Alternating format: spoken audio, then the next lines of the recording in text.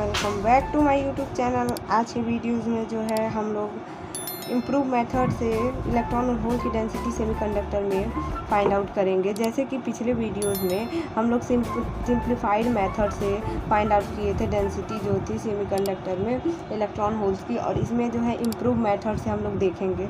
तो चलिए देख लेते हैं।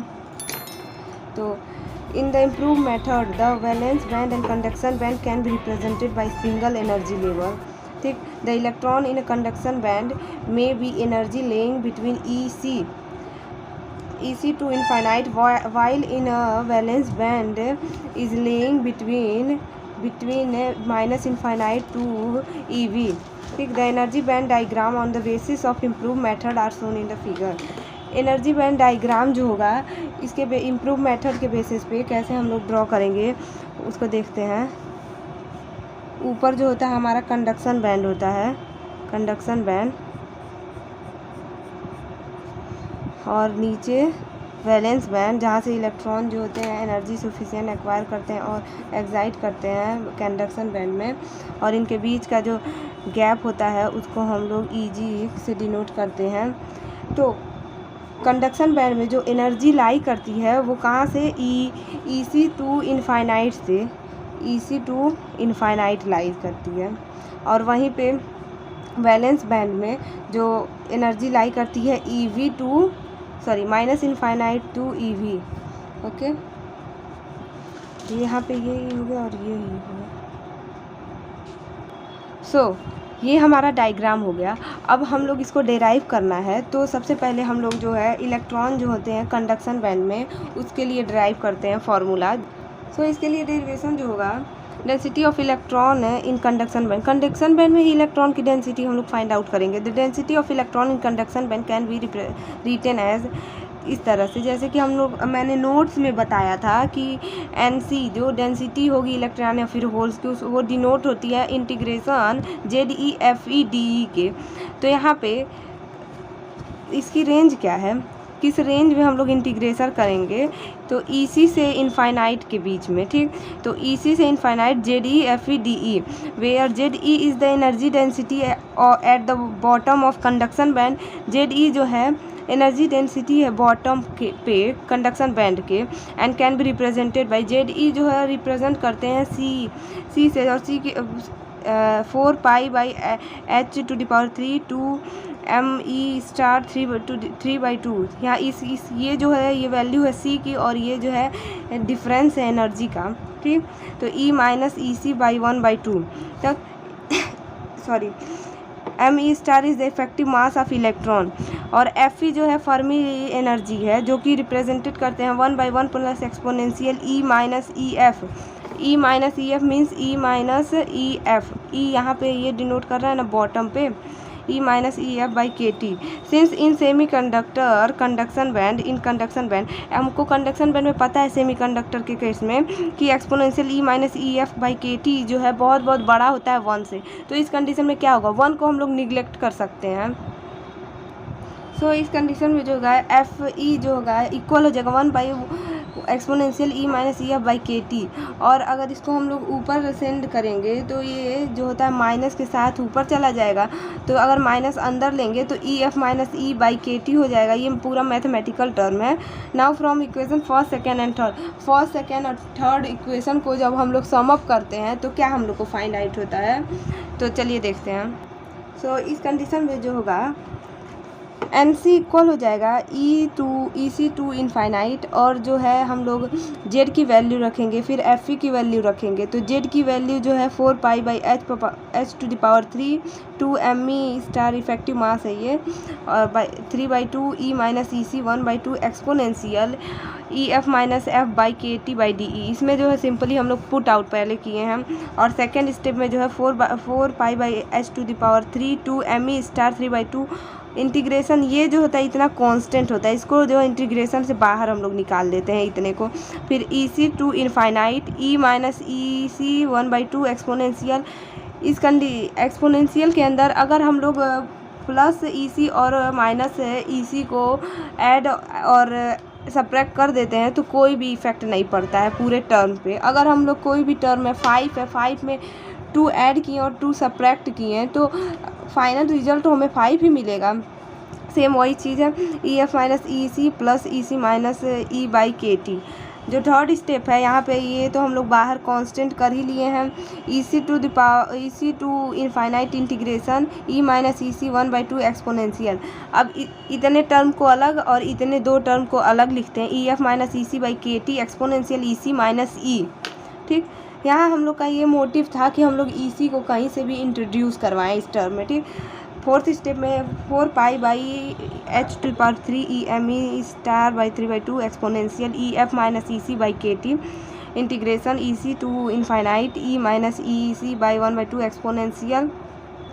ये जो इतना टर्म है ये इस कंडीशन में भी कांस्टेंट हो गया, क्योंकि ई एफ की वैल्यू पहले से फिक्स होगी और ई सी की भी वैल्यू, और के और टी जो है ये तो के जो है और टी जो है ये पहले से कांस्टेंट है ही, तो ये इतना टर्म भी कांस्टेंट हो जाएगा। तो इसको इंटीग्रेशन से बाहर हम लोग निकाल लेंगे। अब ये और ये टर्म बचा, इसको इंटीग्रेशन में लेंगे। अब हम जो इसी से इनफाइनाइट किए हैं, ठीक, और इस टर्म को हम लोग E minus E C by K T जो है इसको हम लोग एक्स के इक्वल पुट कर देते हैं। ठीक, इसको एक्स के इक्वल जब हम लोग पुट करेंगे तो हम लोग को मिलेगा अब हम लोगों को इसका इंटीग्रेशन का डिफ्रेंसिएशन करना होगा। E minus E C equal to K T X, K T को यहाँ पे ट्रांसफ़र किए हैं और ये एक्स हो गया। अब फिर इसका डिफ्रेंसिएशन करेंगे, D E equal to K T D x, क्योंकि ये इनका कांस्टेंट है, ये कांस्टेंट है तो 0 हो जाएगा और डी ई इक्वल हो जाएगा के टी डी एक्स।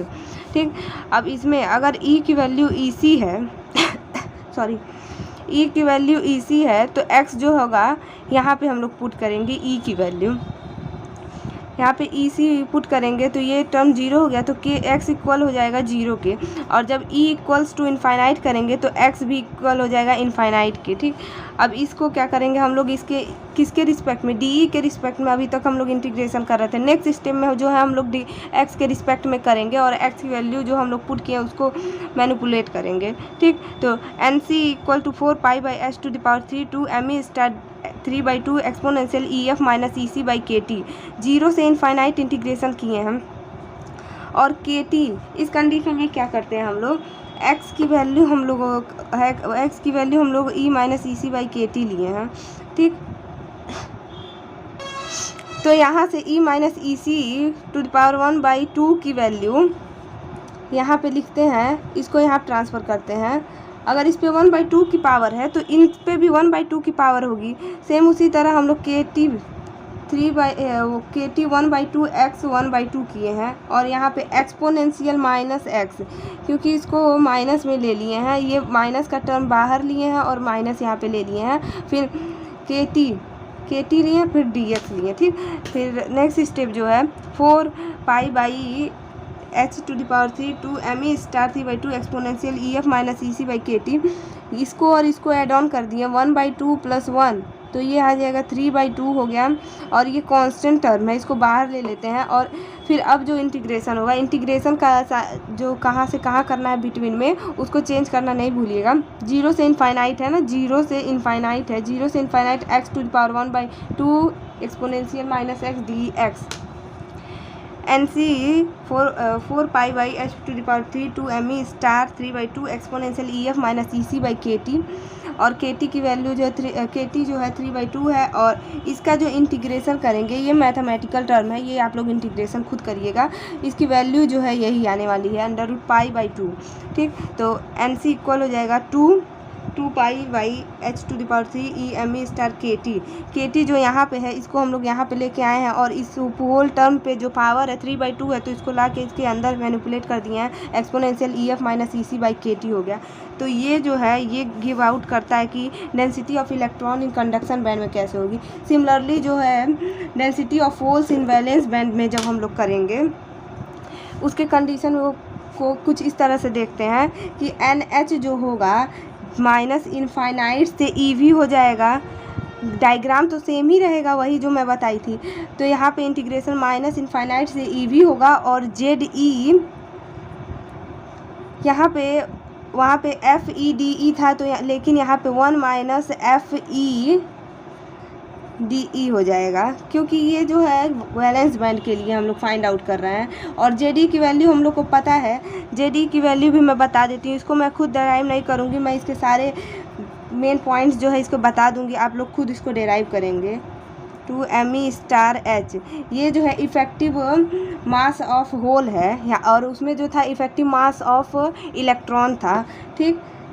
तो ये इतना हो गया 3/2 EV-E/1/2। वहाँ पे E-EC था, क्योंकि E की वैल्यू बड़ी थी, यहाँ पे EV की वैल्यू बड़ी है E से, ठीक। और FE जो है, FE हम लोग को पता है क्या होगा, 1 - EF। फिर वैल्यू पुट आउट करते जाएंगे तो हम लोग को फाइनल में E-EF जो है 1 - EF जो है इक्वल मिलेगा एक्सपोनेंशियल E-EF/kT के। और इन सारे को जब हम लोग पुट करेंगे तो हम लोग को फाइनल रिज़ल्ट जो आएगा कुछ इस टाइप से मिलेगा। NH इक्वल हो जाएगा 2 पाई m⁻H⁻kT इसकी power 2 to the power 3/2 whole exponential EV-EF/kT। Okay, ये फाइनल रिजल्ट होगा। ये जो है डेंसिटी होगा होल्स का वैलेंस बैंड में। आई होप आपको ये वीडियो पसंद आई हो। अगर अच्छी लगी हो तो लाइक शेयर सब्सक्राइब करें और अपने फ्रेंड में भी शेयर करें, उनको भी बताएं। Thanks, bye bye.